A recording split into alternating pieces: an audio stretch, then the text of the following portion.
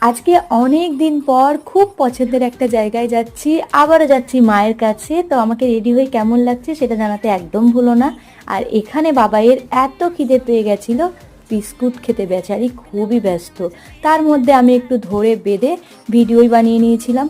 এই জায়গাটা আমার এত ভালো লেগেছিল, তো কি বলবো। আমরা কোথায় এসছি বলো তো? আমরা এসছিলাম আদ্যাপীঠে, আদ্যা মায়ের মন্দিরে, যেখানে সন্ধ্যাবেলা সন্ধ্যা আরতিটা দেখার মতো হয়, সন্ধ্যা 7টা থেকে 7:30 পর্যন্ত। এই আধ ঘন্টা মায়ের এই অপরূপ সৌন্দর্য রূপ